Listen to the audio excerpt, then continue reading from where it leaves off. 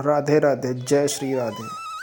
जब मनुष्य को जीव शरीर में जन्म लेना होता है तो प्रकृति में वर्षा के साथ आता है। प्रकृति में वर्षा के साथ आया और फसल में मूली, गाजर, गेहूँ, अन्न, इनमें वो जीव प्रवेश करता है और उसे माता पिता दोनों पाते हैं और वो सप्तम धातु वीर्य के रूप में परिणित होता है जीव।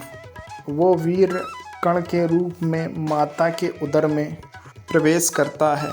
तो एक रात्र में माता का और पिता का वो जो वीर्य मिलता है, उस रज और वीर्य के मिलने से एक कलल सा बनता है। 5 रात्रि व्यतीत होने के बाद एक बुदबुदा सा बनता है। 10 रात्रि व्यतीत होने के बाद एक बेर सी आकृति होती है। फिर उसके बाद उसमें धीरे धीरे मांसपेशियां बढ़ने लगती हैं। 1 महीने में उसके सिर निकल आता है। 2 महीने में हाथ पैर और मुंह का विभाव होता है। तीसरे महीने में नख, रोम, अस्थि, चर्म, स्त्री पुरुष के चिन्ह प्रकट हो जाते हैं। 4 महीने में मांस आदि 7 धातुएं प्रकट हो जाती हैं और 5वें महीने में चेतना का जागरण हो जाता है। चेतना जागृत हो जाती है। जैसे हम लोगों की चेतना है, ऐसे ही 5वें महीने में गर्भस्थ शिशु की चेतना का जागरण हो जाता है।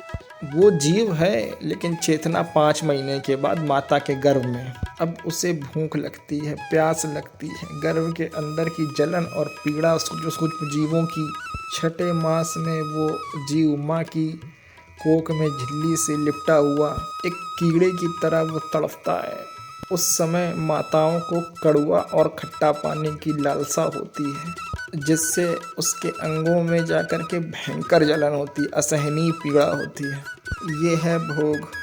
वो कृमि कीड़े की तरह तड़पता है। मल मूत्र के गड्ढे के बीच में झिल्ली से बंधा हुआ जीवात्मा सुकुमार तो होता है। वहाँ के कीड़े उसे नोचते हैं, छोटे छोटे कीड़े। वो तड़पता है।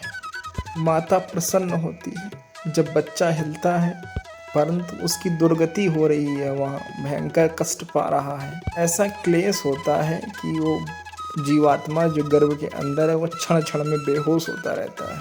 माता के खाए हुए कड़वे, तीखे, गरम, नमकीन, सूखे, खट्टे यही पदार्थ पाने की इच्छा होती है माता की, क्योंकि उसको भोग का भोगन करना है। उसके कोमल शरीर में भयंकर तरह की पीड़ाएं और कष्ट होती हैं जब माता इस तरह का भोजन का पान करती हैं। गर्भाशय की झिल्ली में लपटा हुआ आंतों में और मलमूत्र और के बीच में फंसा हुआ वो जीवात्मा कुंडलाकार कंकड़ के जैसा ऐसी ही आकृति शिशु की होती है गर्भावस्था में। पिंजड़े में बंद पक्षी के समान पराधीन, ना तो वो हिलडुल सकता है ना तो वो बोल सकता है। बड़े ही असमर्थ दुख को झेल रहा है। अभी तो चेतना पूरी है। इसी समय भगवान द्रवित होकर उसे ज्ञान देते हैं, गर्भस्थ शिशु को, सबको।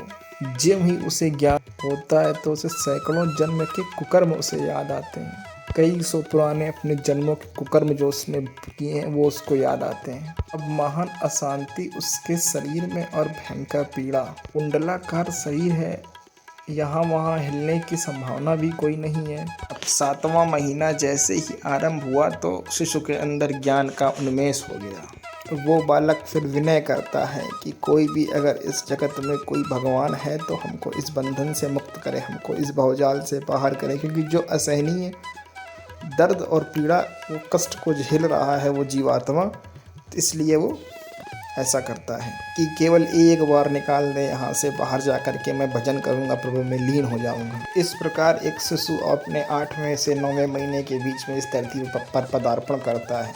इस प्रकार से एक जीव आत्मा, एक बीज का जन्म होता है। राधे राधे, जय जय श्री।